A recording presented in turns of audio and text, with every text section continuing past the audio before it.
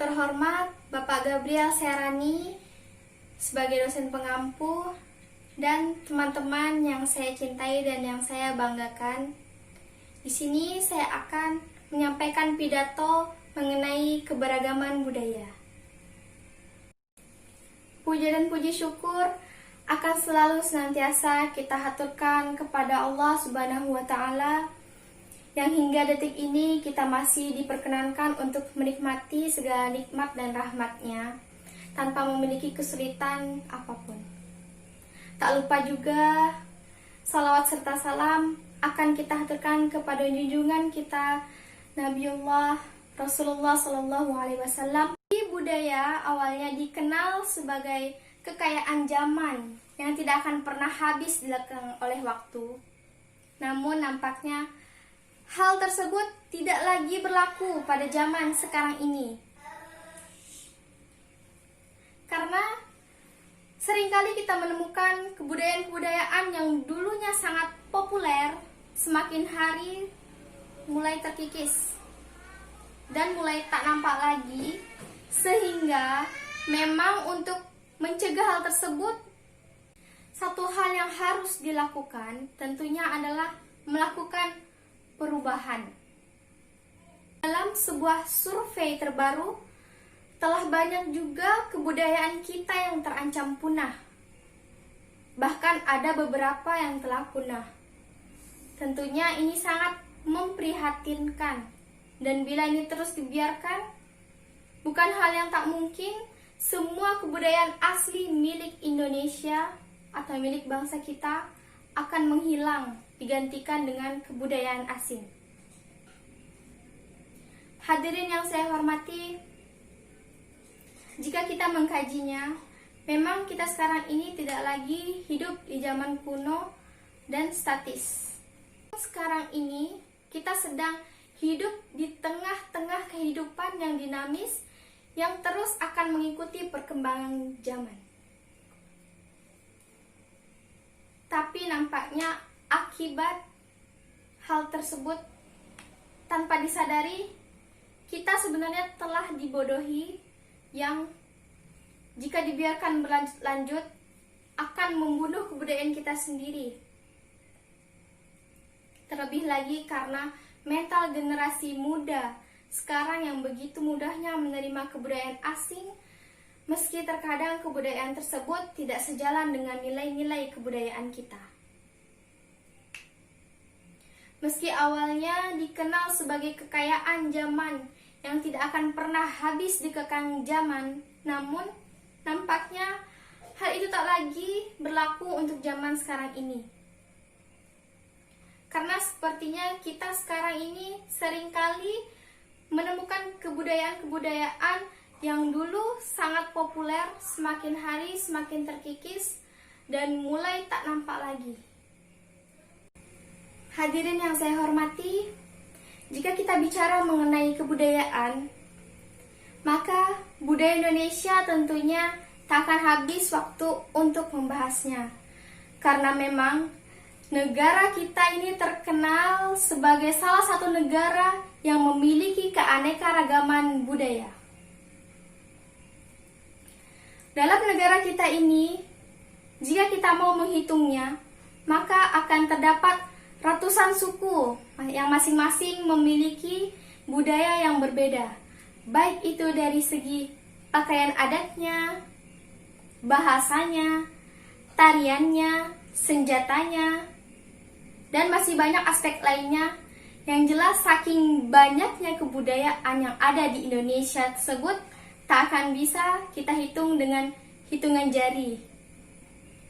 Namun sayangnya dalam sebuah survei terbaru nampaknya telah banyak juga kebudayaan kita yang terancam punah. Bahkan beberapa di antaranya telah punah. Tentunya ini sangat memprihatinkan. Dan bila terus dibiarkan, bukan hal yang tak mungkin semua kebudayaan yang ada di Indonesia akan habis. Hadirin yang saya hormati, suatu bangsa akan besar dan kuat bukan oleh bangsa lain. Demikian pula, lemah dan hancurnya suatu bangsa juga bukan oleh bangsa lain, melainkan karena bangsa itu sendiri. Kebudayaan merupakan suatu ciri khas atau identitas tersendiri bagi suatu negara. Tanpa adanya kebudayaan, maka suatu negara akan terasa asing dan tidak ada sesuatu yang dapat ditujukan atau dikembangkan kepada negara lain. Sudah menjadi berkat Allah Subhanahu wa Ta'ala bahwa Indonesia adalah bangsa yang multi etnis dan multikultural. Karena tidak dapat dipungkiri bahwa realitas sosial bangsa Indonesia yang terdiri dari berbagai suku bangsa, kurang lebih terdapat 300 suku yang tersebar di seluruh wilayah Nusantara Indonesia. Dengan kebudayaannya masing-masing, kearifan lokal Indonesia diharapkan mampu menumbuh kembangkan identitas keindonesiaan. Menjadi referensi dalam mengembangkan wawasan kebangsaan, membangun kualitas manusia, serta meningkatkan kemuliaan harkat dan martabat bangsa yang memancar ke dalam bagi peradaban warga negara dan memancar keluar untuk membangun citra pergaulan antar bangsa dalam bingkai diplomasi kebudayaan.